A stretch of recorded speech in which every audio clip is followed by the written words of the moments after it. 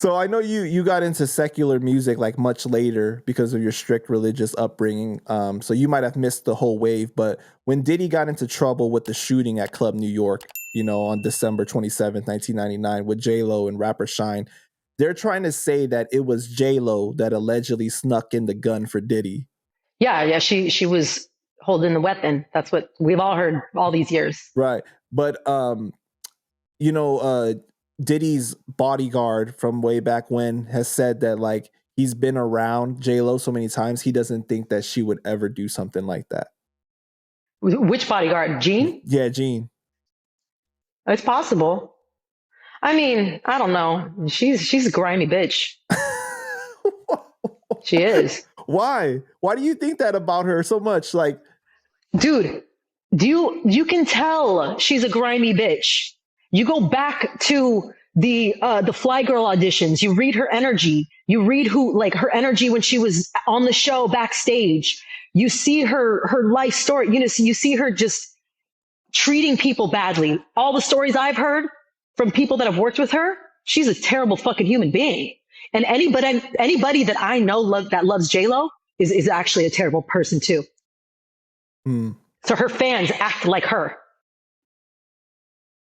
Now you can't put a blanket statement on all the fans. Come on. Most of I don't know too many people that are J-Lo fans, but the very few people I do are just like her. Very rude, very just bitchy type people. So Natanya Rubin, the victim that got shot in the face, right, has always maintained that she saw Diddy shoot her, even though he got off on the case. Not even charged with gun possession or anything, even though they found a gun in the car that they fled in. You know what I mean? Shyne, who was signed to him at the time, did almost 9 years in prison and got deported back to Belize, right? And now he's a politician there trying to become the prime minister. Did you see how he said that Diddy destroyed his life? No, I didn't see that. Yeah, but it's interesting because, they had their issues throughout with the time when he was in prison. He was always like, you called a witness to the stand that basically said that I was the one that shot my gun and everything, and we're supposed to be like co-defendants. You're supposed to be my homie, but you called a witness doing that to me, which is total disloyalty, and he was always so mad about that. But when he got released from prison, they had their ups and downs. And then eventually there seemed to be forgiveness. And Diddy was always supporting him publicly, like for politics and being like, like, oh yeah, I'm so proud of Shyne changing his life around. He's going to become the next prime minister. We got to show our support for him and everything. And there's so much, because I just did a video on them. And there's so much back and forth of, I love you, my brother. I love you, my brother, blah, blah, blah, and everything publicly, right? And then you see them celebrating birthdays together, all these different things. And as soon as that Cassie video comes out, Shyne is like, I like do not support Diddy. You guys need to stop acting like we had an intimate relationship and everything. Like this is someone who destroyed my life and that basically snitched on me and all this stuff. So it was really interesting to see him in full on political mode. You know what I mean? To be like, no, what are you talking about? Like, I've never had a close relationship with him, even though we got you on quotes saying that, we were always so close. That was my brother and blah, blah, blah. It's just like, that's not a good look at all. Right.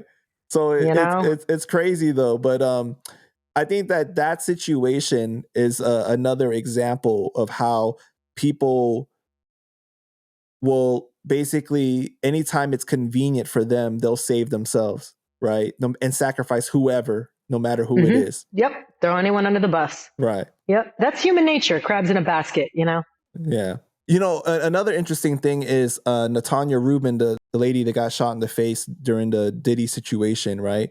She said in an interview, Diddy has been sending all these planes to Belize to see Shyne doing whatever they do. And it seemed like she was trying to insinuate like people on there, packages, all types of stuff. Like, And he's Yep. like, she was saying like, you're trying to funnel people through that way.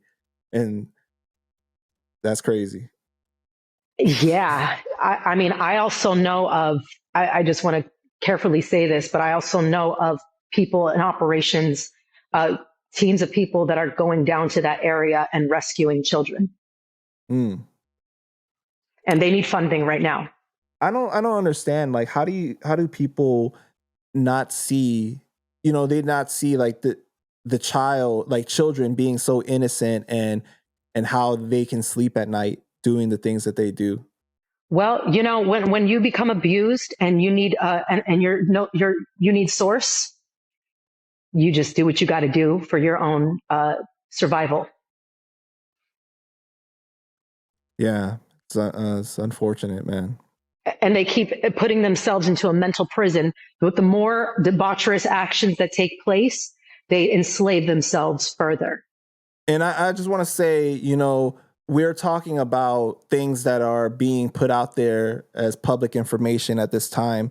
There's not necessarily been things that are providing proof to a lot of this stuff. So, we can't say for sure, like the situation with the planes to Belize and everything. But that's crazy if that really is happening, though, Well, and I do know that people are going there to rescue children. That's for sure.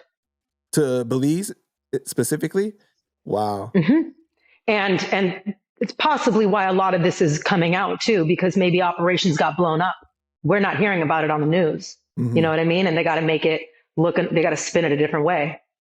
And it's easier to pin all these sexual abuse allegations on women, on, overage people, but we're dealing with children now. Like that's now it's going to get a little stickier. You know what I mean?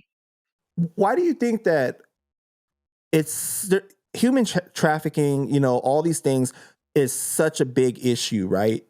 Very underreported too. Why do you think that not more attention gets brought to it?